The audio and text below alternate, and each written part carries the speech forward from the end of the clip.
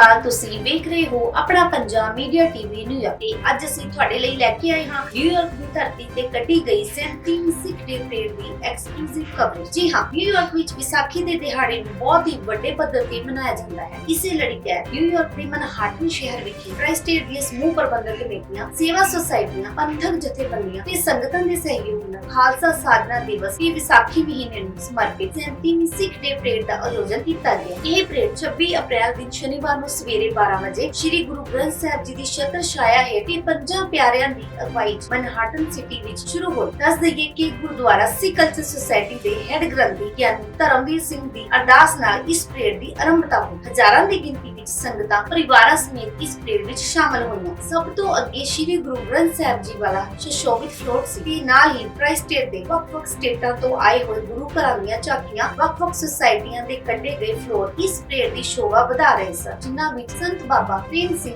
ਸਿੱਖ culture society, Gurdwara ਬਾਬਾ ਮੱਖਣ ਸ਼ਾਹ ਲੁਬਾਣਾ ਸਿੱਖ centre New York, Gurdwara Dashmesh ਦਰਬਾਰ ਅਤੇ try state ਦੇ ਹੋਰ ਗੁਰੂ ਘਰ ਵੀ ਸ਼ਾਮਿਲ ਸਨ। ਇਸ ਵਾਰ ਦੀ ਪਰੇਡ ਦਾ ਸਭ ਤੋਂ ਮਨਮੋਹਕ ਦ੍ਰਿਸ਼ ਸੰਗਤਾਂ ਵੱਲੋਂ ਫਲੋਟ ਦੇ ਪਿੱਛੇ ਕੇਸਰੀ ਦਸਤਾਰਾਂ ਤੇ ਚੁੰਨੀਆਂ ਲੈ ਕੇ ਵਾਹਿਗੁਰੂ ਜੀ ਦਾ ਜਾਪ ਕਰਦੇ ਤੁਰਨਾ ਸੀ। ਦੱਸ ਦਈਏ ਕਿ ਸਾਰਾ ਦਿਨ ਮੌਸਮ ਬੜਾ ਸੁਹਾਵਣਾ ਰਿਹਾ ਕਿ ਰਸਤੇ ਵਿੱਚ ਸੰਗਤਾਂ ਦੇ ਲਈ ਲੰਗਰ ਅਤੇ ਖਾਣ ਪੀਣ ਦੀਆਂ ਵਸਤਾਂ ਦੇ ਸਟਾਲਾਂ ਵੀ ਸਜਾਈਆਂ ਹੋਈਆਂ ਸਨ। ਆਪਣਾ ਪੰਜਾਬ ਨਾਲ ਹੋਈ ਗੱਲਬਾਤ ਦੌਰਾਨ ਪਰੇਡ ਕੋਆਰਡੀਨੇਟਰ ਗੁਰਦੇਵ ਸਿੰਘ ਕੰਗ, ਹਰਬੰਸ ਸਿੰਘ ਢਿੱਲੋਂ, ਮੁੱਖ ਸੇਵਾਦਾਰ ਜਤਿੰਦਰ ਸਿੰਘ ਵੋਪਰਾ ਸਮੇਤ ਹੋਰ ਪ੍ਰਬੰਧਕੀ ਕਮੇਟੀਆਂ ਨੇ ਪਰੇਡ 'ਚ ਸ਼ਾਮਲ ਹੋਈਆਂ ਸੰਗਤਾਂ ਦਾ ਤਹਿ ਦਿਲੋਂ ਧੰਨਵਾਦ ਵੀ ਕੀਤਾ। ਅਦਾਰਾ ਆਪਣਾ ਪੰਜਾਬ ਮੀਡੀਆ ਗਰੁੱਪ ਵੱਲੋਂ ਇਸ ਪਰੇਡ ਦੀ ਖਾਸ ਕਵਰੇਜ ਵੀ ਕੀਤੀ ਗਈ। ਦੇਸ਼ ਵਿਦੇਸ਼ ਦੀਆਂ ਹੋਰ ਖਬਰਾਂ ਲਈ ਜੁੜੇ ਰਹੋ ਆਪਣਾ ਪੰਜਾਬ ਮੀਡੀਆ ਟੀਵੀ ਦੇ ਨਾਲ।